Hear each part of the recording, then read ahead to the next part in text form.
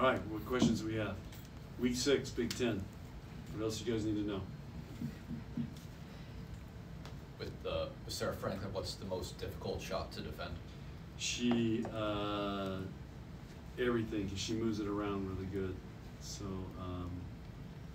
yeah, she's a challenging player to defend, and but yeah, she's got every shot.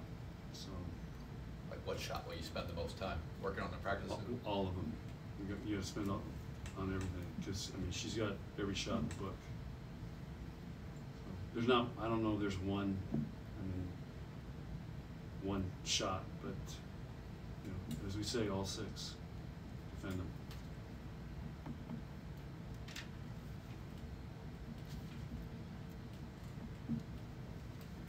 What's the most challenging thing about playing Wisconsin? They're pretty good. So their size, and got the National Player of the Year. So they you know, they do everything really well. I mean, their program. I think the top programs do everything really well. Everybody's got enough hitters. They got a great setter. Got a great libero. They do everything really well. So you've got to play the complete game. Besides just obviously her leaping ability, what has allowed Andy to even step up her efficiency even more this year as she elevates her volume? I just think she's a year older, a year wiser, a year more experience. She's got stronger, and her and Bergen have a great connection. So all those things, and you know, we were, you know, last year she hadn't really played much high-level volleyball, so it was all new to her. Now she understands things. She makes quicker adjustments, and with our training, she's gotten better.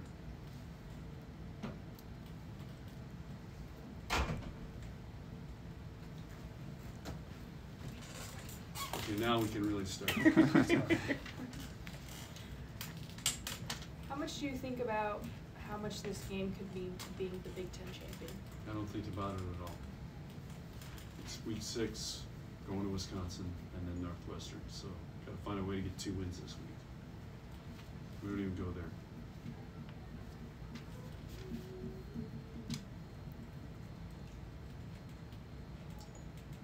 What else?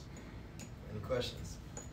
So, would you say Wisconsin or Penn State is more intimidating environment to play, or somewhere else in the Big Ten? I mean, everybody's got their own little niche of what makes it tough to play there. You know, like you go to Purdue, it's small, packed, not, you know, it's not 5,000 or 7,000 people, but it still feels like it. And sometimes they got the blowers going through there. So, you know, I think, you know, playing at Michigan State, we finally played a decent match up there. The last couple of years, we haven't played well there in their big arena. You know, so everybody's got a hard place to play. We know it's going to be, you know, sold out, and but you know, it's also fun to play in those environments because it's intense and it brings out the best. And so, but I don't. Every place is a challenge in their own little way. So what's the niche in Madison? What makes them?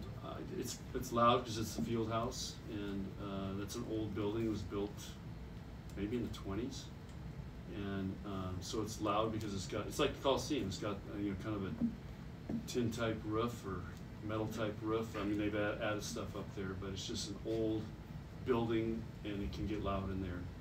You know, because it's literally like a house. So compared to Vanny, you know, it's got a big high ceiling, and so it just gets loud in there, and their band's great, their student section's great, so it's a fun place to play. I'm just glad they got the Terraflex finally. So now that old wood floor. I mean, I used to play hoops on that thing back when I was coaching there, and yeah, I'm just glad they got Terraflex. You know, it's got that. You know, it's a raised floor, so I'm always worried somebody's going to step off of it, and I've seen it happen before. So it's now we got Terraflex, so I just think it'll be a better visual for the to know where the court is and all that, so it works better. Is there an emphasis from the Big Ten for more schools to add Terraflex? Because other schools have added it this year too. There's a big emphasis because if you're going to host a regional, you have to have Terraflex. So they got a lot of checkbooks out. How different is Wisconsin this year with a freshman setter? I mean, a lot of the hitters are the same too, but are they different teams? I feel like we've been playing those guys, Robinsons, for 5 years, 6 years. I mean, I feel like those guys we've been playing them forever. We play them in, who did we play? We played them in 23 in the national championship. Is it 23? 21, yeah. So I feel like they've been there forever. But are they a different team with the freshman setter on there? No. I mean, they're not running a 6-2. That's the biggest difference. Mm-hmm. But you know, there's a lot of advantages to running 5-1. Halfway through the Big Ten schedule, where do you want to see the team maybe make the biggest leaps as you head to the postseason? I haven't really thought about it. We're just trying to play at the highest level we can in all of the parts of the game. So that's why we work on it every day. But I don't know if there's really one glaring, you know, weakness. It's just all the things we're trying to be good at. Because you're always constantly fine-tuned. It's like a race car. You're just always constantly fine-tuned. Anything else? John, you've talked in the past about the change in college landscape, college athletics with NIL, kids getting involved in politics now, Becca being one of them. I guess, what have you seen the major change be over the last few years, and your view on on the athletes being able to have a platform to kind of speak their I have minds? no idea what you're talking about. So it's not on TikTok. I'm not in it.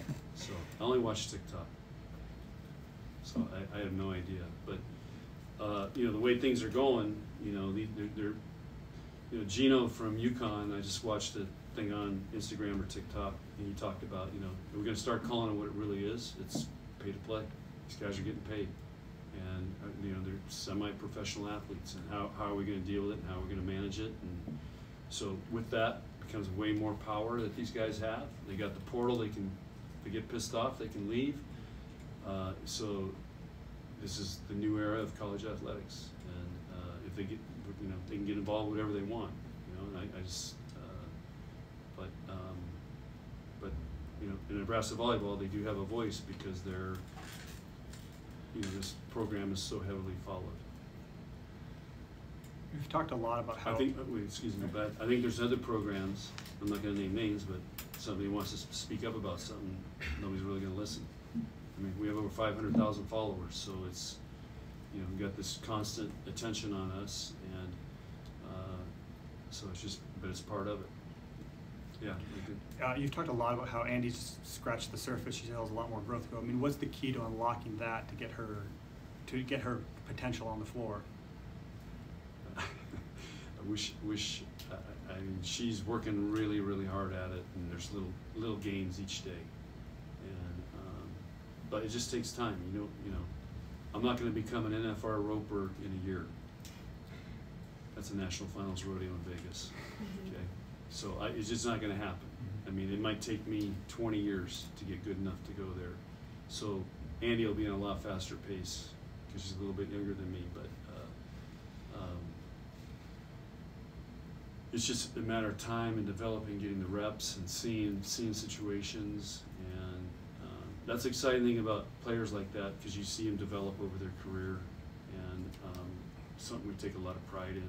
In the old days, everybody was like that. They were all athletes we would recruit and then develop them because they weren't playing club volleyball, they were playing 3 sports. Like a Christina Hoteling, for example, Sarah Pavin. Those guys, you know, played everything, so that's why they got better as, you know, they go through their college career. With Olivia, I mean, she's coming in for the outside hitter too. Is that, why do you have her coming in there and Lainey coming in from Merritt too? Is that a back row positioning, or is it rotations? Why are they substituting for who they are? Because Lainey's coming in for Merritt, we try to get Lainey playing right back as much as possible. Mm-hmm. Liv, we like playing middle back as much as possible. So Lainey is a phenomenal right back defensive player and left back. Liv is best at middle back. I mean, she's she's good at left back, but she's never really played right back. But sometimes she'll have to go there depending on who's in there. But that's the simple answer to that. All good? Okay, guys, thanks. Thanks.